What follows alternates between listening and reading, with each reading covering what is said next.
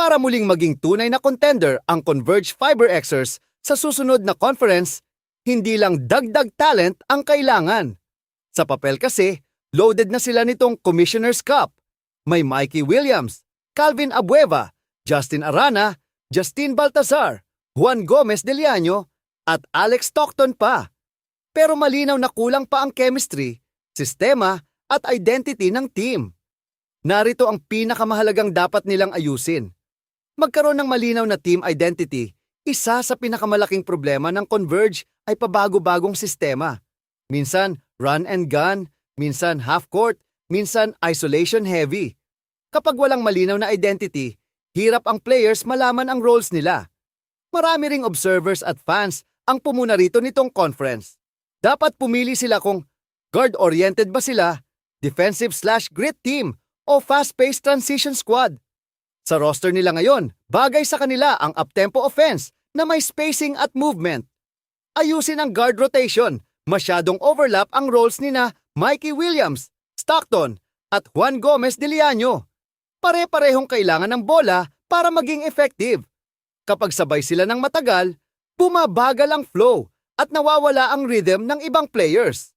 Possible solutions: gawing full-time primary creator si Mikey, gawing secondary attacker si JGDL, o gawing spark plug off the bench ang isa sa kanila. Hindi pwedeng puro your turn, my turn offense. Kailangan ng mas dominanteng import. Malaking dahilan ng inconsistency nila ang import situation. Hindi naging assertive si Kylor Kelly, kaya napalitan siya ni Donovan Smith. Sa PBA import conferences, madalas contender lang ang teams na may elite closer, reliable scorer, at import na kayang mag-control ng endgame. Kung gusto nilang mag-top 4, kailangan nila ng import na kayang gumawa ng sariling offense, mahusay sa pick and roll, at physical sa rebounds at interior defense. Mas malinaw na coaching structure. Ito siguro ang pinaka-sensitive pero pinakamahalaga. Maraming observers ang nagsasabing parang too many voices ang Converge bench. Kapag contender ka, kailangan isa ang direction, malinaw ang rotations, consistent ang accountability.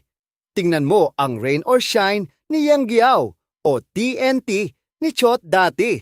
Kahit hindi perfect ang roster, malinaw ang sistema. Development ng frontcourt ni Ina Arana at Baltazar. Ito ang tunay na future ng Converge. Kapag nag-level up pa sina Justin Arana, Justin Baltazar, magiging mas dangerous sila long term. Sa ngayon, minsan redundant din sila sa spacing. Kailangan nila ng veteran stabilizer. May talent sila pero kulang sila sa calming presence kapag dikdikan ang laro. Ito rin ang napansin ng maraming fans. Hindi sapat na scorer lang ang veterans. Kailangan nila ng floor general, vocal leader, at player na kayang mag-control ng tempo sa crunch time. Parang role ni Mark Baroka, El Atenorio, at ni Alex Cabanyot noong prime years nila.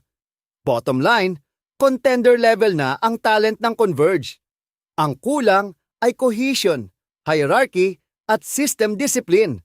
Kapag naayos nila ang coaching structure, player roles, at import selection, kaya nilang makipagsabayan sa elite teams tulad ng Barangay Ginebra San Miguel, TNT Tropang Giga, at San Miguel Beermen.